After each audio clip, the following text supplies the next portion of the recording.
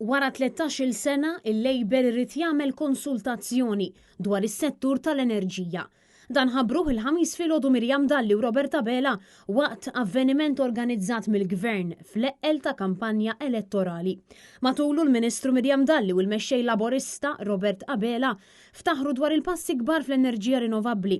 Dan meta fil-verità il-Gvern ħalla lil pajjiż fl-aħħar post minn fost il-pajjiżi kollha tal-Unjoni Ewropea, bir-riskju li nispiċċaw neħlu multi mill-Kummissjoni.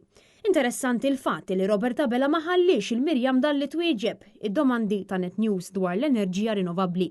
Mela, il-Ministru Mirjam Dalli ma risponditniex, però tista' tirrispondini fejn qegħdin fil-lista? Però jiena xtaqt il-Ministru Mirjam Dalli din diġà għamiltuha.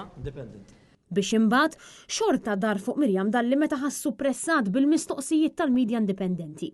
Dal-każ ġifieri tixħad li kien hemm xi tip ta' nuqqasijiet? Mux tista' twieġbek il-Ministru Dalli ma nafx eżattament. Fuq in-nuqqasijiet ħadd twieġeb. Punt żgħir li jista' qegħdin fil-proċess li jiġi rranġat li jaffettwa wkoll l-effiċjenza fid-djar. Robert Abela baqa' ma weġibx għal fatt li ħalla l-pajjiż fl-aħħar pożizzjoni mill-pajjiżi kollha Ewropej rigward l-investiment fl-enerġija rinnovabbli. Ser naraw li l-pajjiżna jimxi l-qudiem fir-rinnovabbli. Minn 3-17% fuq medda ta' 13 sena biss. Però is-sena l-oħra pajjiżna kien lejn l-aħħar b'16% l-aħħar post. Il-medja 74%. U għalhekk. Spikka wkoll il-fatt li Abela minkejja li issa qed jerġa' jirriċikla l-proposta tal-wind farms xorta m'għandux time frame meta se jibda dan il-proġett. Hekk data presso poco? Huwa proġett. Għax wettu fl-2022 għalhekk qed insaqsik.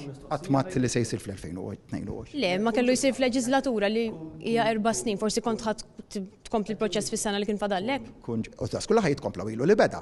Fis-sena li kien fadallek sa Marzu li ġej. Ilu li beda. Mal-ġurnalisti Abela ma weġibx lanqas meta beda jinnegozja biex jiġi mġeddet il-kuntratt tal-LNG.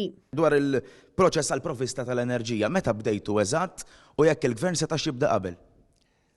Għandna kuntratt li jagħlaq fl-24 ta' Wissu u għandna kollox in place biex ikun jista' jiġi firmat. Il-kuntratt fejn qegħdin jinteressani. Meta bdejtu? Bdejna fi żmien li kien meħtieġ.